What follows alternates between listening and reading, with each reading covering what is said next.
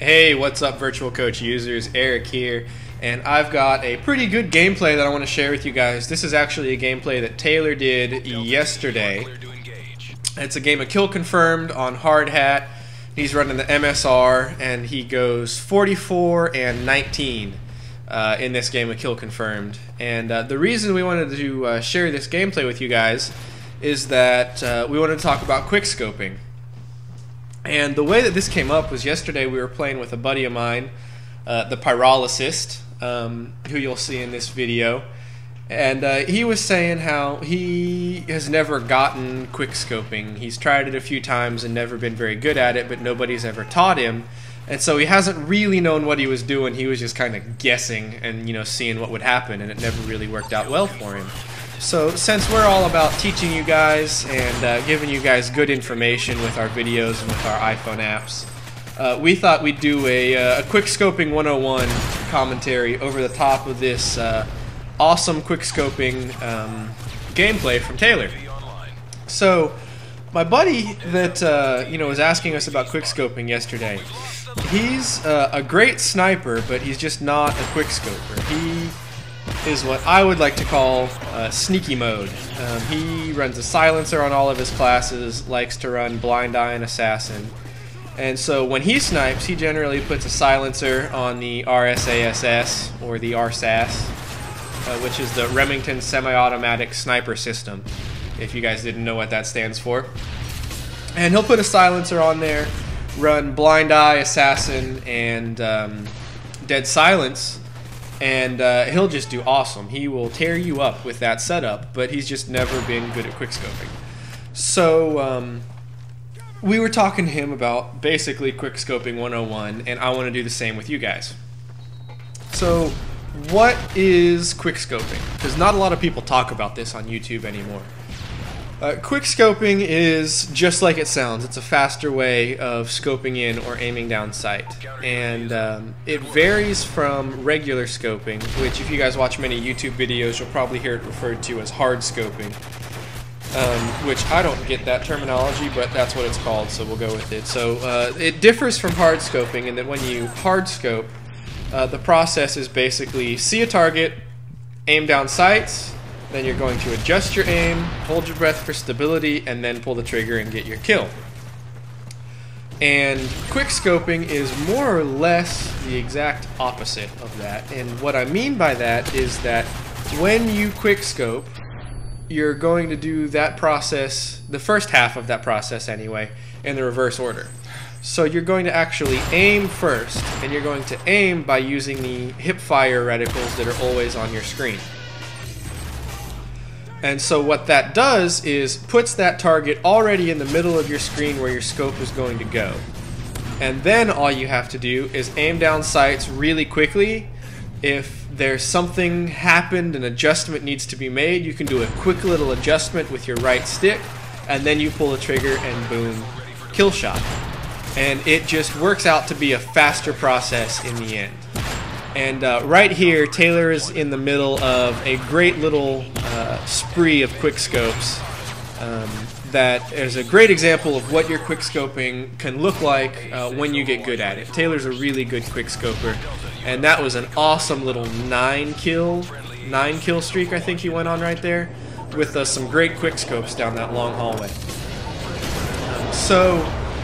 Now that we've kind of talked about what quickscoping is, let's talk about your setup and some tips and tricks. Generally, your setup is going to be, of course, a sniper rifle. Pick whatever one you want, really. In my experience, I have found that the Barrett, the MSR are great, and I've also been hearing some good things about the L118A, even though I haven't really used it that much. And before I explain why I've been hearing good things about the L118A, I want to talk a bit about sensitivity first, because that has to do with why a lot of people are liking the L118A. So when you're quickscoping, you generally want to run a higher sensitivity. A lot of quickscopers set the goal for themselves of practicing and getting good enough so that they can run a 10 sensitivity. And the reason you want to run a higher sensitivity is that when you adjust your sensitivity, you are actually allowing your character to look or turn faster. So it's not really sensitivity, meaning it's not changing the proportion with which you move your stick to the proportion with which your character on the screen moves. It's actually allowing your character on the screen to move faster, and that's where the advantage comes from. Back to what I was saying about the L118. The reason that a lot of people are liking the L118 is that sniper rifles and light machine guns, when you use them, actually decrease your sensitivity, and that's what makes those big weapons feel heavy in the game. And it's kind of a weird thing to say that a gun feels heavy in a video game, but if you've ever used a sniper rifle or an LMG, you'll know what I'm talking about. You put it on and you feel like you run so slow and you turn so slow, and that's because they actually adjust down your sensitivity when you use those weapons. And with most sniper rifles, it's 80% of whatever your sensitivity on your controller is set to. But with the L118, it's 90% of what your sensitivity on your controller is set to. And I was just reading about this right before I did this commentary, so I haven't had a chance to test it out. But if that's the truth, if that is true, the L118 would be a great option for quickscoping because it would let you move faster than any of the other sniper rifles.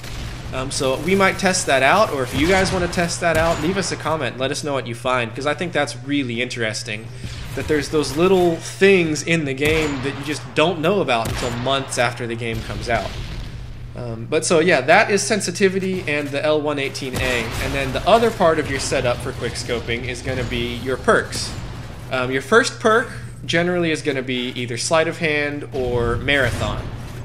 I prefer sleight of hand for the faster reloads. Some people prefer marathon so that they can run further because they feel hindered by the extra weight of their sniper rifles. But I find that when I put marathon on, I just want to run all the time, and I run myself right into the middle of a firefight and get myself killed. So I don't generally run marathon on really any of my classes.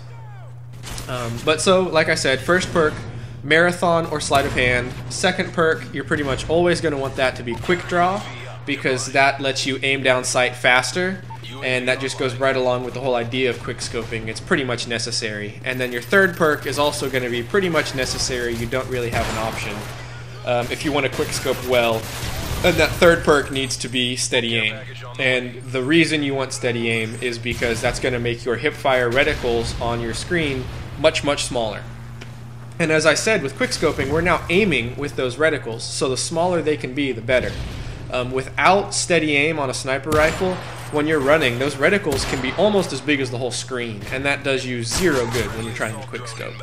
And so, as you can see in this gameplay, Taylor's got steady aim on, and that reticle is a pretty manageable size, and at medium distance, it's about the size of a person in the game, which makes it great for quickscoping. So that's really what you want. And then the other biggest tip that I can give you guys about quickscoping is something that I didn't learn for months when I was trying to learn how to quickscope. Probably at least 2 or 3 months when I was trying to learn how to quickscope. And that is that when you aim down sight and then pull your trigger with your quickscope, that your feet can't be moving.